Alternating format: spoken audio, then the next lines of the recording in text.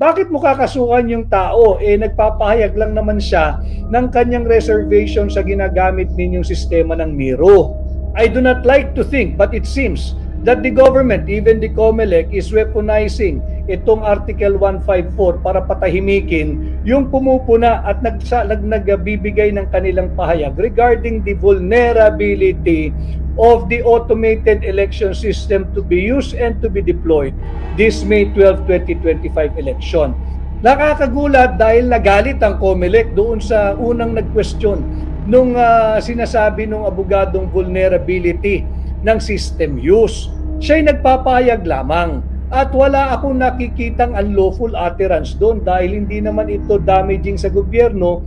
Babangga ho kasi yung karapatan niya magsalita, yung karapatan niya magpahayag.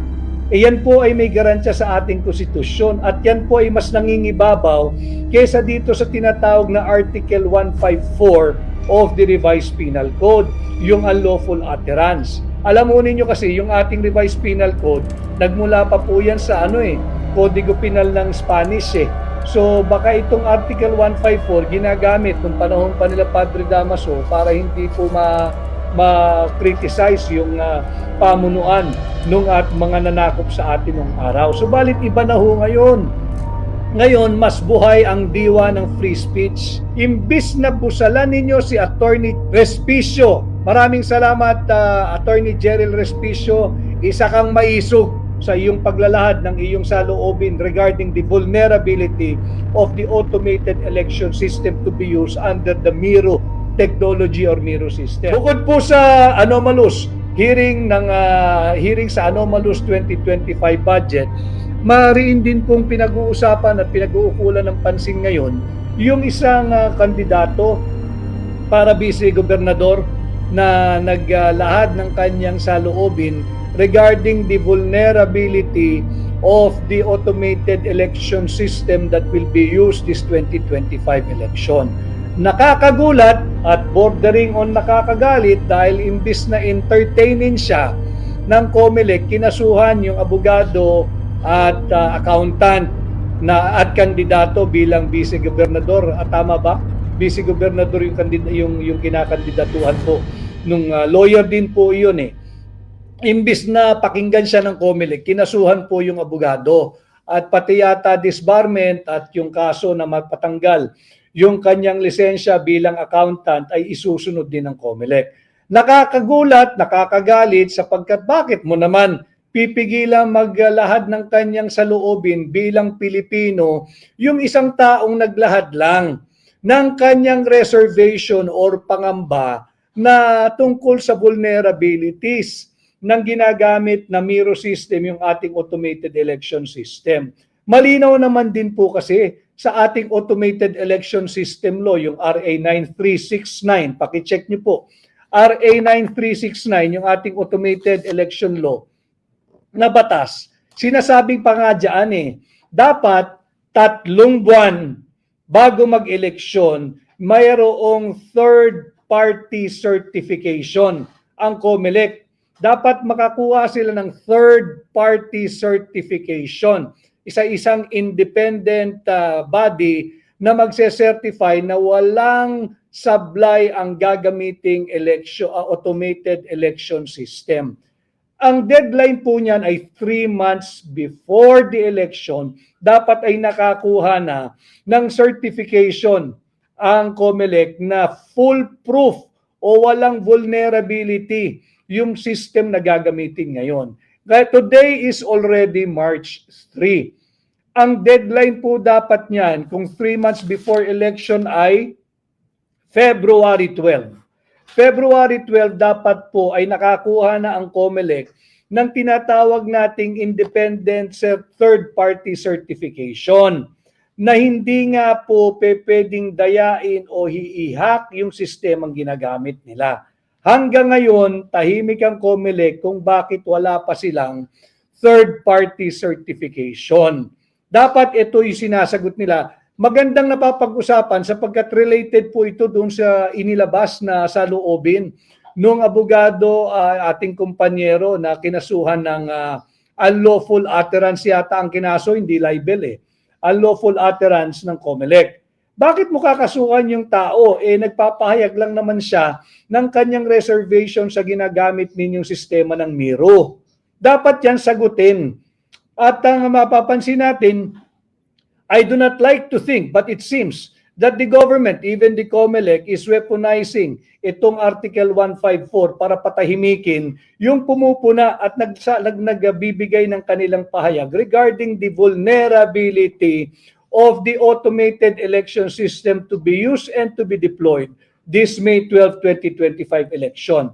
Dahil ayon nga po sa RA 9369, yung ating automated election system law, dapat yung gagamitin mong sistema ay nagamit na ng at least 2 beses sa isang automated election system din. Meron itong proven track record, proven capability na hindi madadaya yung sistema. Ang tanong, ang Miro ba meron ng proven track record? Baka bago-bago nito. Kaya mahalaga yung tinatawag natin na certification mula sa independent third party. Kinakailangan may certification mula sa independent third party na walang vulnerability o hindi prone sa dayaan o hindi madadaya ang gagamiting automated election system. Nakakagulat dahil nagalit ang COMELEC doon sa unang nag-question nung sinasabi nung abogadong vulnerability ng system use. Siya'y nagpapahayag lamang at wala akong nakikitang unlawful utterance doon dahil hindi naman ito damaging sa gobyerno. Babanggaho kasi yung karapatan niya magsalita, yung karapatan niya magpahayag. Yan po ay may garantiya sa ating konstitusyon at yan po ay mas nangingibabaw kaysa dito sa tinatawag na Article 154 of the Revised Penal Code, yung unlawful utterance. Alam mo ninyo kasi yung ating Revised Penal Code, nagmula pa po yan sa Kodigo Penal ng Spanish . So baka itong Article 154 ginagamit nung panahon pa nila Padre Damaso para hindi po ma-criticize yung pamunuan nung at mga nanakop sa atin nung araw. Subalit iba na ho ngayon. Ngayon, mas buhay ang diwa ng free speech. Yung abogado, I hope you can get the name of the lawyer. I forgot the name of the lawyer. Yung abogadong yan na nagpapahayag lamang siya at yung kanyang sinaba ay covered by free speech that is guaranteed by the Constitution. Dapat sagutin ng COMELEC. Meron na ba kayong certification mula sa independent third party?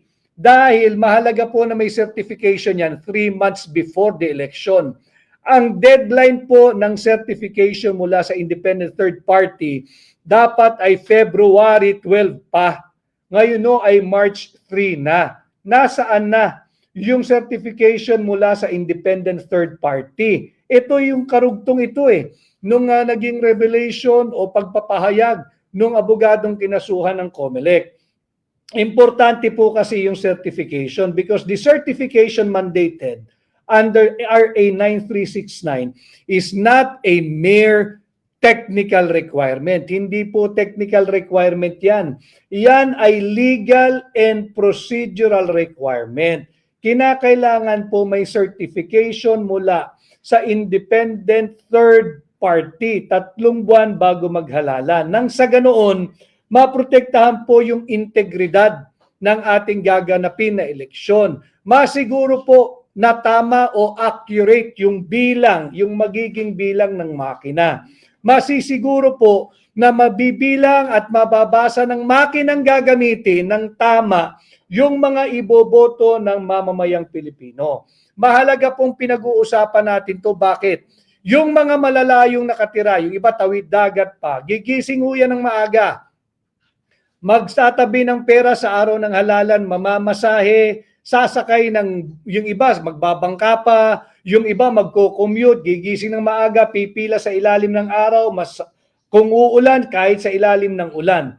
Kaya importante itong independent third-party certification para masiguro naman ng mga gigising ng maaga, yung mamamasahe, yung magtatawid dagat, magtatawid isla, sasakay ng bangka, na hindi masasayang yung kanilang pagod, hindi masasayang yung kanilang effort, hindi masasayang yung kanilang malasakit sa kandidatong gusto nilang iboto, at hindi masasayang at mabibilang ng tama yung kanilang boto. Nasaan na yan?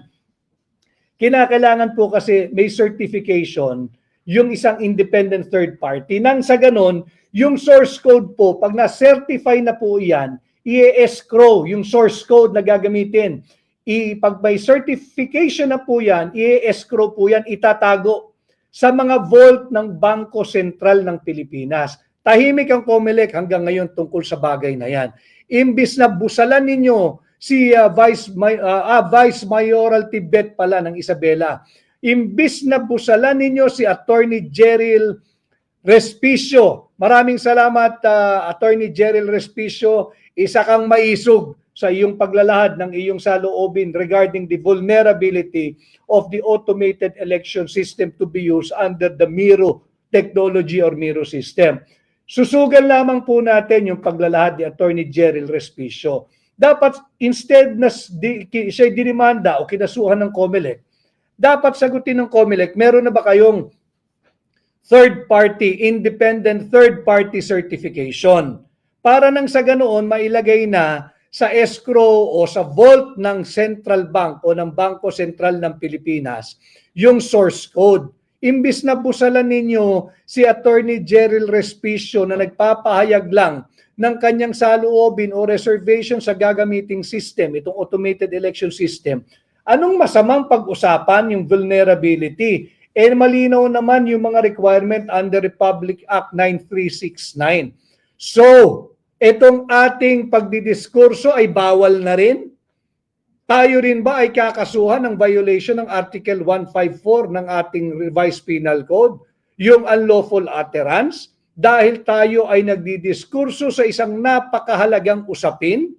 Ito ba'y makakadanyo sa gobyerno kung nagtatanong ang mamamayang Pilipino kung meron ng certification mula sa independent third party at ito ba'y na-escrow na sa mga vault ng Bangko Sentral ng Pilipinas? Importante yung certification ng independent third party nang sa ganoon, we can be assured that the votes will be counted with accuracy and the machines will read properly the votes to be cast on election day. Ito'y kasunod lamang nung pagtatanong ni Attorney Jeryl Respicio. Huwag natin silang busalan. Sagutin natin, harapin natin, sapagkat ang deadline ng certification by an independent third party sa gagamiting automated election system ay nung February 12 pa or 3 months before the conduct of the May 12, 2025 election. Yan sana ang ipaliwanag ng Commission on Election at huwag i-weaponize ang ating mga batas at gisikilin or gipitin yung mga nagpapahayag ng kanilang saloobin katulad ni Attorney Jeryl Respicio. I saw one of his interview. The lawyer, the guy, he laid down yung kanyang qualification and apparently he is also an expert in IT. So bakit mo questionin? He is also an expert in IT audit. Siya ay lawyer at accountant. At dito magdududa ho kayo mga kababayan, huwag tayong pumayag sa ganitong pambubudol. Bakit mo kakasuhan yung tao? Tapos may banta pa na ipadidisbar. Masama na bang ang lawyer ay advocate? Si Attorney Jeryl Respicio is an advocate for a clean election.